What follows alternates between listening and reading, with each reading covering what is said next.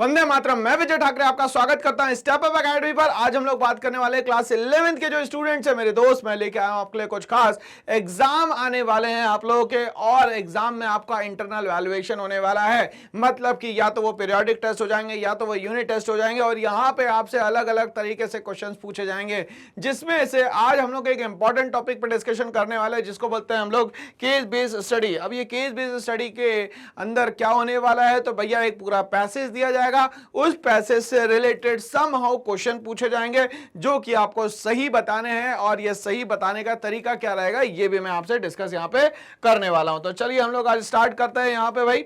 तो हमारा जो चैप्टर नंबर 1 है स्टैटिस्टिक्स का, जिसका नाम है इंट्रोडक्शन, उसमें सारी स्टैटिस्टिक्स से रिलेटेड हम लोग बातों को डिस्कस करने वाले हैं। चलिए हम लोग पहले स्टार्ट करते हैं भाई। क्वेश्चन को पढ़े हम लोग। Read the following case study carefully and answer the question 1 to 6 on the basis of the same. पहले इसको पढ़े और उसके बाद 1 to 6 जो क्वेश्चन दिया है उसके आंसर यहां करने की कोशिश करें। चलिए हम लोग समझते हैं डिस्क्रिप्टिव स्टैटिस्टिक्स। डिस्क्रिप्टिव स्टैटिस्टिक्स का मतलब ये हुआ जहां पे सारी इंफॉर्मेशन स्टैटिस्टिक्स की एक साथ एक जगह पे दी जाएगी, उसको कहा जाएगा descriptive statistics. Are used to organise and summarise data. किसके लिए यूज होता है भाई, तो यहां पे ऑर्गेनाइज करना, मतलब जो अनसिस्टमैटिक मैनर में उसको सिस्टमैटिक मैनर में बनाओ। दूसरा, और डाटा को समराइज कर दो, जो डेटा आपके पास अवेलेबल है और उसको कितने अच्छे से हम लोग यूज कर सकते हैं उस डेटा को, ये सब बताता है यहां पे डिस्क्रिप्टिव स्टैटिस्टिक्स में। Whether they come from studies of population। अब ये जो डेटा आपके पास आ रहा है, या तो वो कहीं ना कहीं स्टडीज ऑफ पॉपुलेशन से आ रहा है, जिसको हम लोग यहाँ पे सेंसस भी कह सकते हैं। तो एक डेटा और याद करके रखना हमें कि इंडिया में सबसे पहली बार जब सेंसस हुई थी वो हुई थी 1881 में, लॉर्ड मायो ने स्टार्ट करी थी। इंडिपेंडेंस के बाद पहला जो हमारा सेंसस हुआ था वो हुआ था 1951 में। हर 10 साल में ये सेंसस होता है। जैसे कि मान लेते हैं आज 2023 चल रहा है, तो हमारा लास्ट सेंसस जो है वो हुआ होगा 1921 में, 2021 में। और अगर हम लोग नेक्स्ट अगर बात करते हैं कि अब सेंसस कब होगा, तो वो होगा 2031 में। तो ये पॉपुलेशन का डेटा अगर मान लेते हैं यहां पे मिलता है, और सैंपल्स मिलते हैं। सैंपल्स का मतलब होता है कि कहीं से भी डेटा को अगर उठा लिया जाए, कलेक्ट कर लिया जाए, उसको कहा जाता है samples. However another type of statistics called inferential statistics. ठीक है, अब यहां पे भाई इन्फर करना है, ठीक है ना, आपको चीजों को समझना है। तो इन्फरेंशियल स्टैटिस्टिक्स का मतलब क्या होगा यहां पे हम लोग समझे। पहले डिस्क्रिप्टिव का मतलब हम लोगों ने समझा, जहां पे डेटा आएगा उसको ऑर्गेनाइज और समराइज करेंगे। अब वो डेटा कहीं से भी आ सकता है। इन्फ्रेंशियल स्टैटिस्टिक्स की क्या नीड है भाई, for making generalisation from samples to population. अब इन्फर करना है, मतलब यहां पे आपको डेटा को कलेक्ट करना और इसको इन्फ्रेंशियल में क्या करना है, इजी बनाने का यहां पे काम करना है। For example, a poll of 1000 registered voters indicates that. अब ये 1000 लोग यहां पे पहुंचे, जिसमें कि वोटर्स जो थे वो बता रहे हैं कि 55% approve for how the president is handling the economy. यहां पे पोल इस बेसिस पे हो रहा है कि प्रेसिडेंट जो है वो किस तरीके से यहां पे इकोनॉमी को होल्ड करने वाला है, हैंडल करने वाला है। ये सब चीजें जो बताई जाएगी वो किस पे बताई जाएगी, यहां पे इन्फ्रेंशियल में बताई जाएगी। Inferential statistics can be used to compute a margin of error। अब यहाँ पे क्या होता है इन्फ्रेंशियल में कि भाई इन्फर करते हैं जब, तो यहाँ पे जो स्टैटिस्टिक्स का ये जो एरर का सिस्टम होता है वो थोड़ा सा यहाँ पे कम हो जाता है। Which is an allowance for the possible fluctuation due to sampling. अब यहाँ पे क्या हो रहा है कि भाई अगर आप सैम्पलिंग यहाँ पे इकट्ठा करते हो, डेटा को इकट्ठा करते हो, तो यहाँ पे हमेशा एक प्रॉब्लम रहेगी। वो प्रॉब्लम ये रहेगी कि जो फ्लक्चुएशन है डेटा में वो हमेशा बना रहेगा। 100% करेक्ट डेटा रहे ऐसा जरूरी यहां पे नहीं है। चलिए यहां पे आगे बात करते हैं। और Thus, if the margin of error is 4% point, अगर मान लेते हैं कि फिर भी अगर डेटा में एरर आ जाता है, वो लगभग 4% पॉइंट आ जाता है, which can be confident that the true percentage of the population who approve is between 51 to 59%। अब यहाँ पे कुछ लोगों की जो पॉपुलेशन है, टोटल पॉपुलेशन की कुछ परसेंटेज में हम बात करें, जो कि 51 से लेकर 59% है, that is 55% plus and minus 4%। although inferential statistics perform an important function. अब ये यहाँ पे जो इन्फरेंशियल स्टैटिस्टिक्स है ये एक डेटा अच्छे से परफॉर्म करता है function when we have sampled they are not needed when we analyze। अब यहाँ पे ये बोल रहा है कि जो डेटा आपको नहीं चाहिए, ठीक है, वो भी यहाँ पे मिल जाएगा, बट उसको हमें एनालाइज करके हटाना है। यहाँ पे the data of entire population since there is no sampling error when we do not sample.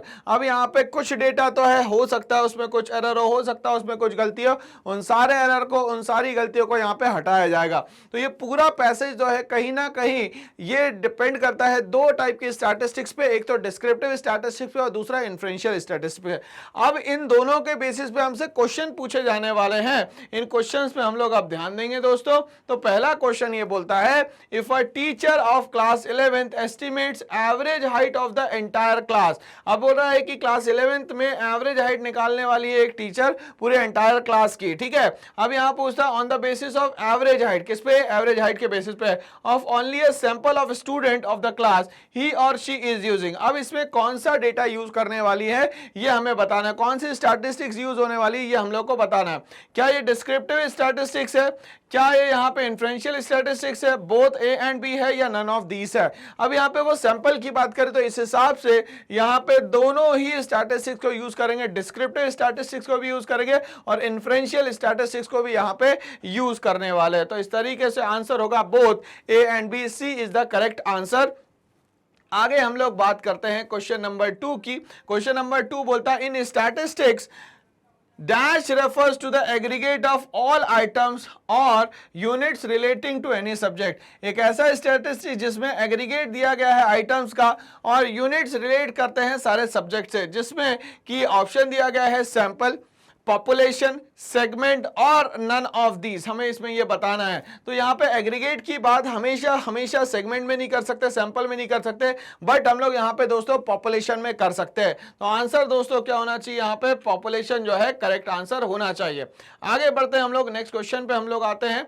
Dash statistics refers to those methods which are used for the analysis of data. एक ऐसी statistics जिससे हमें पता चले कि analysis of data क्या होता है। ये डिस्क्रिप्टिव में आएगा या इन्फ्रेंशियल में आएगा या इंफीरियर में आएगा या डेटाबेस में आएगा। तो ये हमेशा आएगा डिस्क्रिप्टिव में दोस्तों। किस में आएगा दोस्तों, यहाँ पे डिस्क्रिप्टिव है। चलिए आगे बढ़ते हैं हम लोग इसी के साथ।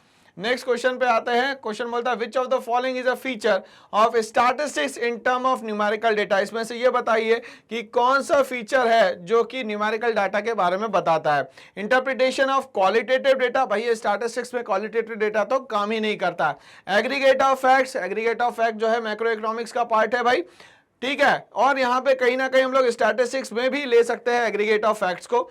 यहाँ पे बोलता है म्यूचुअली रिलेटेड एंड कंपेरेबल, क्या ये म्यूचुअली रिलेटेड और कंपेयर करा जा सकता है। तो स्टैटिस्टिक्स में ये दोनों चीजें पॉसिबल है। इस तरीके से आंसर क्या होना चाहिए दोस्तों, यहाँ पे आंसर होना चाहिए D, both B and C are the correct options, ठीक है। आगे बढ़ते हैं हम लोग यहाँ पे नेक्स्ट क्वेश्चन पे आते हैं दोस्तों। बोलता है read the following statement carefully and choose the correct alternative among those given below. इसमें से आपको ये पूरा डेटा दिया गया है स्टेटमेंट फॉर्म में, अब इसमें से आपको आंसर बताना है। पहला स्टेटमेंट बोलता है estimating the mean score of the candidate appearing for the set exam. Set exam हुआ, इसमें यहाँ पे कैंडिडेट ने क्या करा, कुछ जो है स्कोर करा, ठीक है। On the basis of the mean score of 5 candidate is an example of descriptive statistics. अगर 5 बच्चों का यहाँ पे एवरेज निकाल के यहाँ पे अगर डेटा इकट्ठा किया जाए तो क्या ये यहाँ पे डिस्क्रिप्टिव स्टैटिस्टिक्स है। बिल्कुल, यहाँ पे हम लोग इसको सही मान लेते हैं। Descriptive statistics help in understanding the feature of a specific data. अब यहाँ पे डिस्क्रिप्टिव स्टैटिस्टिक्स में क्या बोलता है, ये समझ में आता है यहाँ पे कि एक पर्टिकुलर डेटा के बारे में यहाँ बात की गई है। Set by giving short summaries about the samples and measures of the data. और क्या देता है, ये शॉर्ट समरीज देता है और दूसरा क्या देता है बेटा, यहाँ पे ये डेटा की बात भी यहाँ पे करता है। आंसर पूछा जाता है यहाँ पे कि कौन सा आंसर सही है और कौन सा आंसर इसमें गलत है। Both the statement are true, क्या दोनों सही है, क्या दोनों गलत है, या पहला सही है दूसरा गलत है, दूसरा सही है और पहला गलत है। तो यहाँ पे हम लोग को स्टेटमेंट पे दोबारा आना पड़ेगा दोस्तों। चलिए तो एक बार फिर से हम लोग देखते हैं। Estimating the mean score of the candidate appearing for the set exam on the basis of the mean score of 5 candidate is an example of descriptive statistics. ये स्टेटमेंट यहाँ पे गलत दिया गया है, ठीक है। Descriptive statistics help in understanding the features of specific data set by giving short summaries about the samples and measures of the data. ये स्टेटमेंट सही दिया गया है। तो इसके हिसाब से अगर हम लोग आंसर को चेक करते हैं तो आंसर होता है हमारा यहाँ पे statement 2 is true but statement 1 is false. तो आंसर होगा दोस्तों यहाँ पे डी। तो D is the correct answer. चलिए यहां तक हमें समझ में आ गया है। आगे हम लोग बात करेंगे भाई, एक क्वेश्चन दिया गया है, analyst the 3 components included in the scope of statistics. ऐसे 3 कंपोनेंट्स बताइए जो कि स्टैटिस्टिक्स के स्कोप में ऐड ऑन किए जाते हैं। सबसे पहला, नेचर ऑफ स्टैटिस्टिक्स। स्टैटिस्टिक्स का नेचर क्या रहेगा, किस तरीके से स्टैटिस्टिक्स जो है वो काम करेगा। Next, subject matter of the statistics, कौन कौन सी चीजें इंक्लूड की जाएगी स्टैटिस्टिक्स में। लिमिटेशन ऑफ स्टैटिस्टिक्स, किस जगह पे स्टैटिस्टिक्स काम करता है, किस जगह पे स्टैटिस्टिक्स काम नहीं करता। ये सारी चीजें हम लोग को यहाँ पे बतानी है। ओके चलिए, तो यहां तक के हमारा केस स्टडी पैटर्न पे जो सफरनामा था वो समाप्त होता है। ऐसी और वीडियोस के बने रहिए मेरे साथ। करना है एक छोटा सा काम, इस चैनल को लाइक शेयर सब्सक्राइब करना ना भूलें। Thanks for watching all.